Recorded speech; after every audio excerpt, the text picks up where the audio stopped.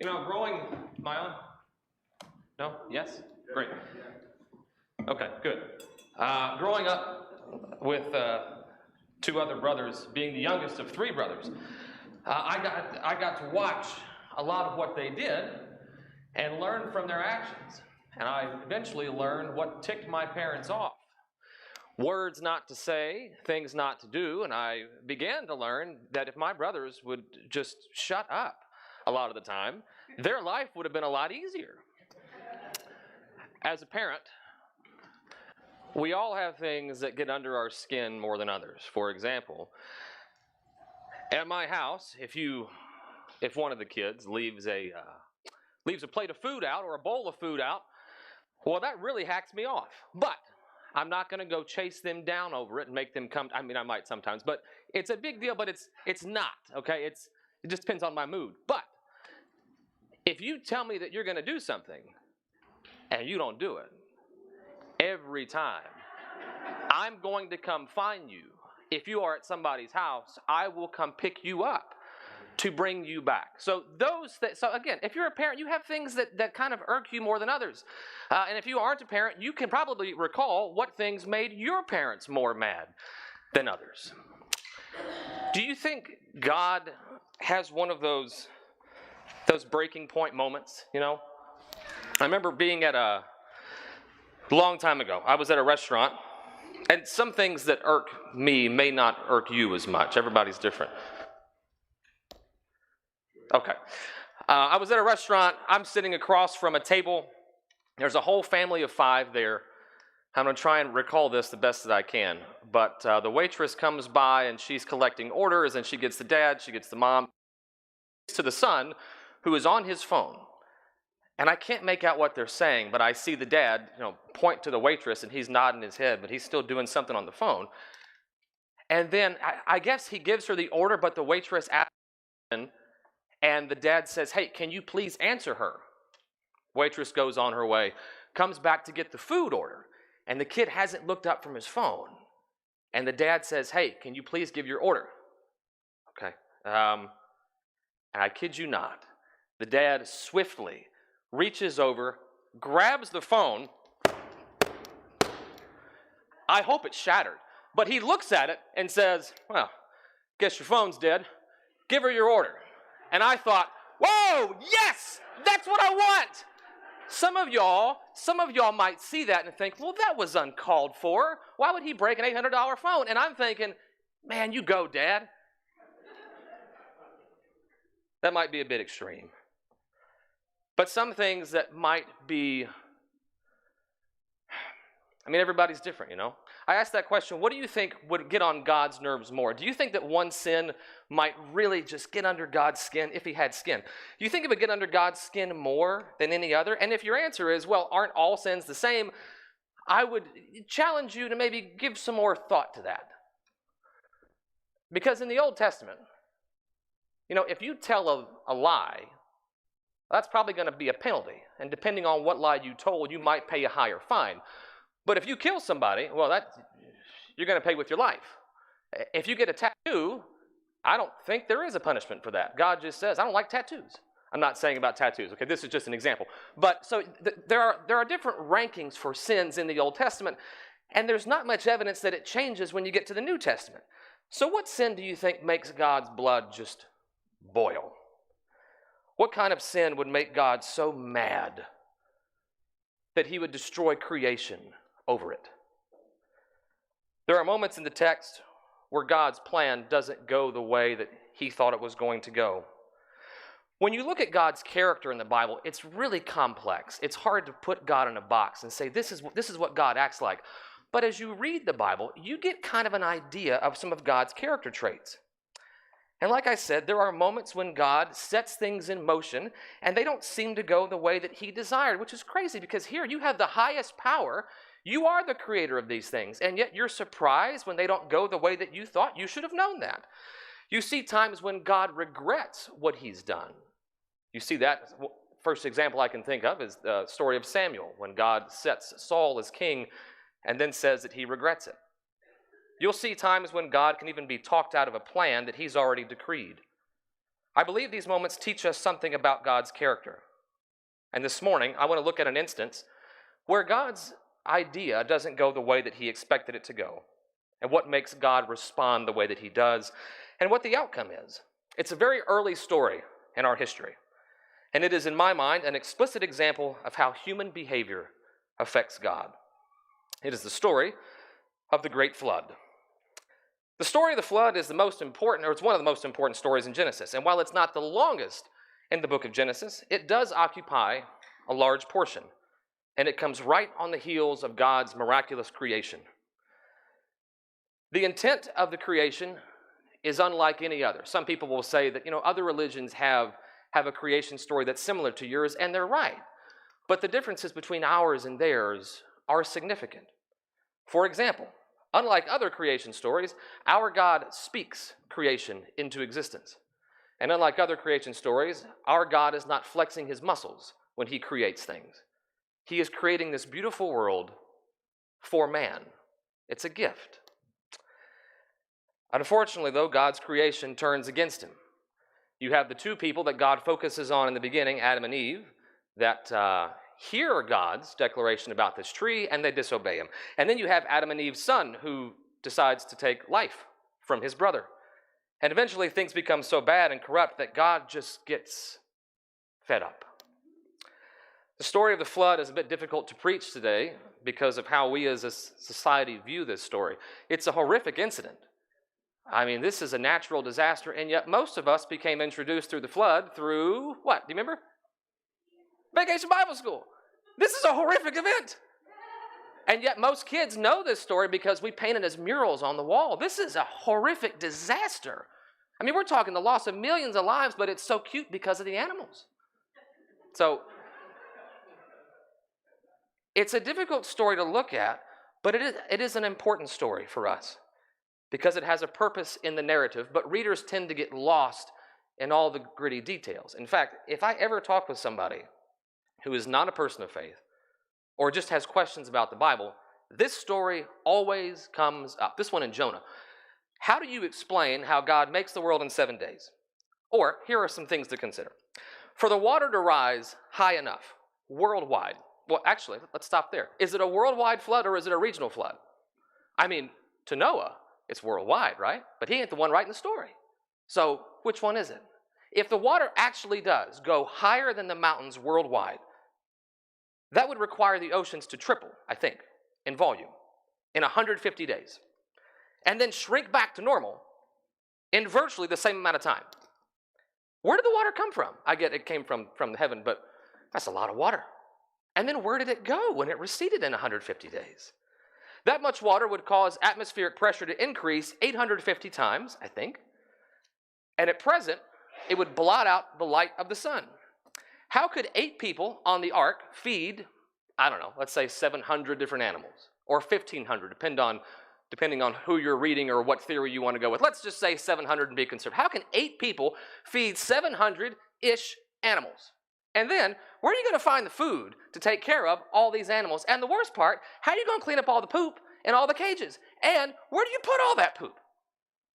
Questions can go on, and readers or anybody who just wants to question God tends to get lost. And I'm confident that when we get to heaven, if we still care, we could probably sit down with one of God's beings and say, hey, how'd he do it? And I'm sure God, wherever the being of God is, he will hear it because he hears everything. And he will wander over and say, let me tell you what I did. And he will explain it. But I'm sure when God is done, God will say, I don't know why you cared so much. You spent all this time thinking about these details, and that wasn't the important part. The important part was that I did it. The writer doesn't spend a lot of time telling you how this got pulled off. Doesn't even spend a lot of time talking about how the creation got pulled off. He just says, this is why it got pulled off. And that's the key part. This is why it happened. And this, to me, is the most important part of the flood story. So when anybody ever asks me, how do you explain the flood? I always say, the writer didn't tell you. But the writer does tell you why God did it.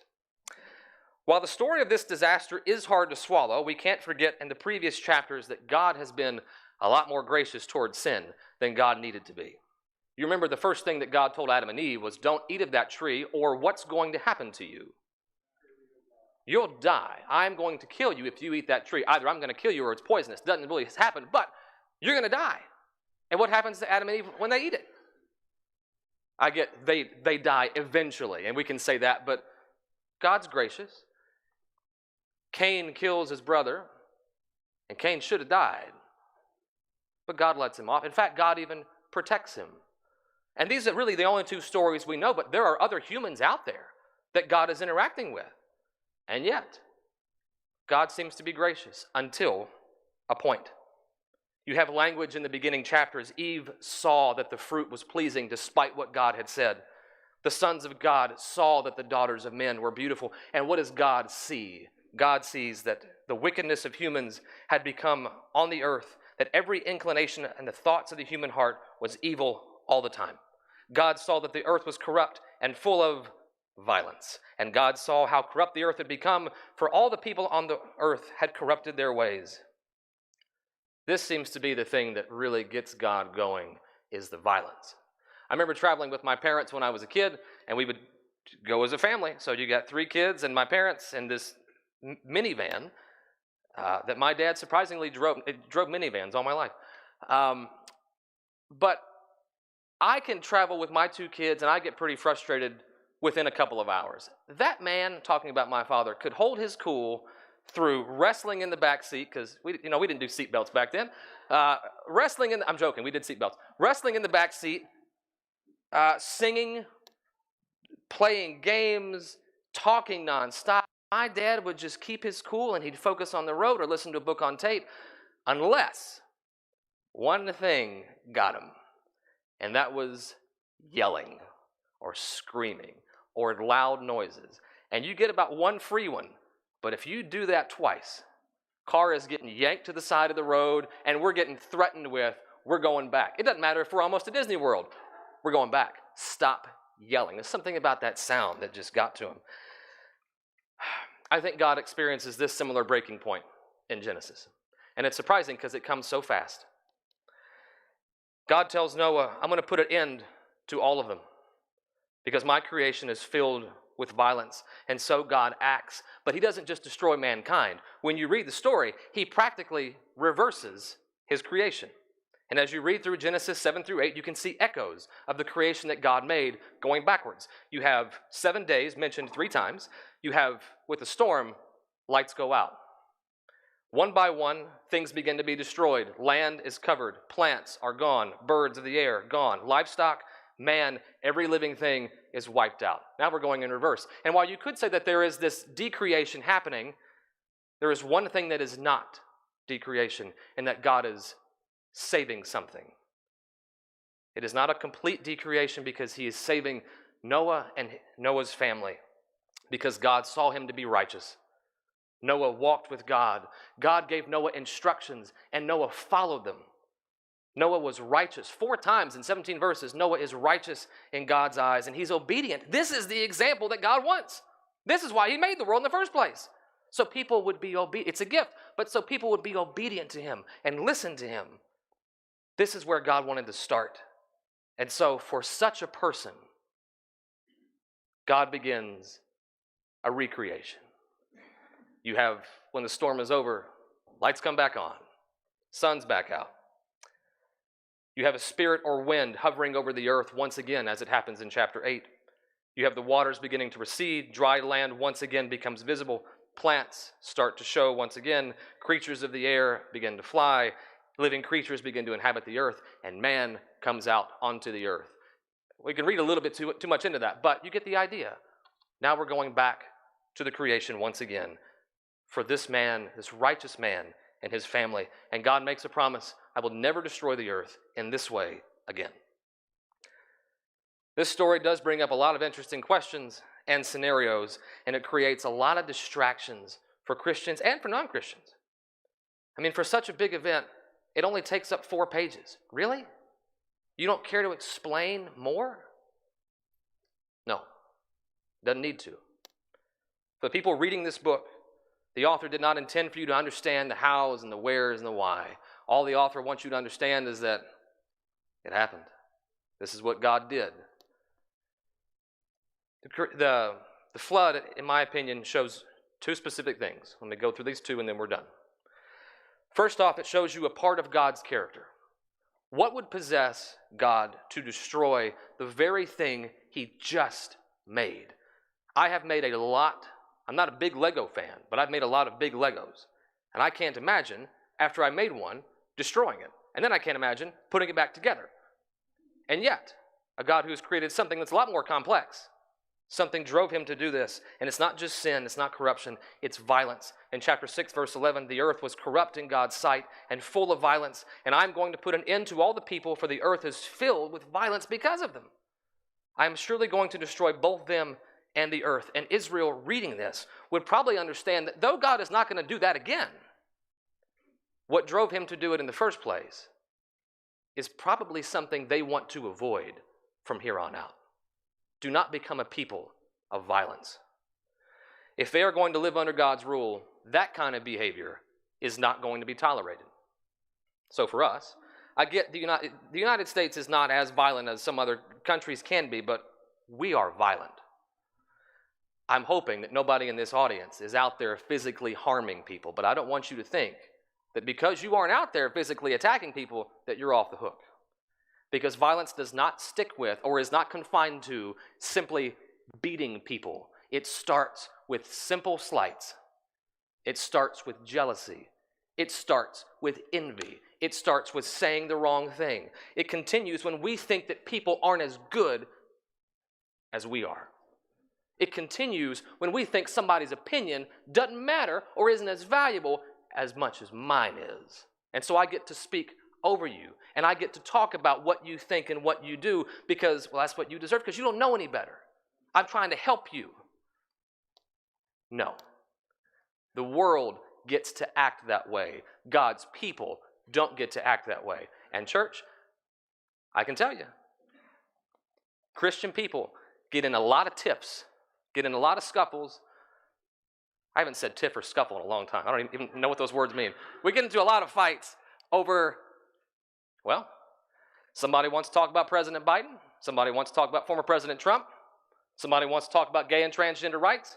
Somebody wants to talk about issues in the church, women in the church, musical instruments in the church. Christian people go head to head, and we sever relationships over this stuff. We have fights over this stuff. This is not how God's people act.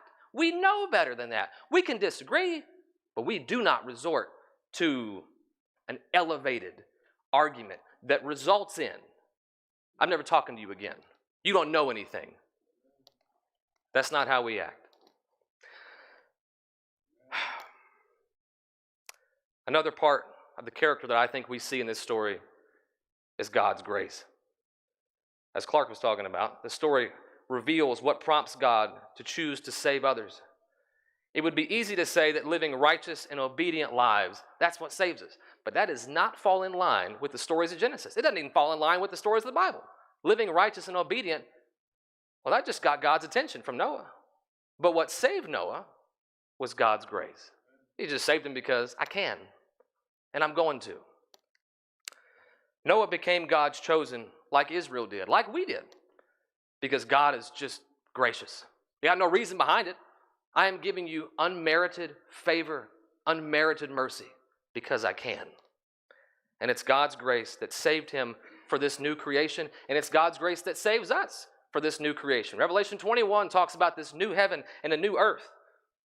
And we can't be a people who, though we are blessed with value and grace, we can't be a people who abuse that by living in ways that displease our Father. We, like Noah, have to live lives that God has called us to live. And for this, that life that we have to live is in the shadow of our King. It is in the shadow of Christ. But if you don't know what that looks like, well, for the last 7 weeks I've been here, every time Joseph gets up here, Joseph Tucker over here, he mentions this reading the Bible thing. I can't stress how important that is. We don't read the Bible to get to heaven. We don't read the Bible to check something off. You read the Bible to just learn about who God is. If you ain't reading the Bible, who are you here to worship? I mean, if you don't know God, then what are you worshiping? So that's where we start. That's how we learn about the God we worship. It's how we learn about the relationships God has had with his people. what a life under God looks like, what Christ's life looked like. That's where we learn it. But also, that's what y'all are for. That's what the church family is for. I've heard preachers really stress you can't be a family of God as one person. It's hard because you need other people there. That is what we are to be. We are to be Christ, and we are to encourage other people and help other people to be Christ. So if you don't know what that Christ life looks like, start with the people who are here. I promise you, there are people in this room who are living godly lives. Talk to them. They've gone through the same temptations as you have. I promise. Talk to them. Get close to them. Don't do it on your own. We are to be and to help one another be Christ on the earth. God has graciously, like Noah, given him a chance at this new beginning. So let's be obedient to it. And let's live like Noah, righteous in our Father's eyes. Let's all stand and sing.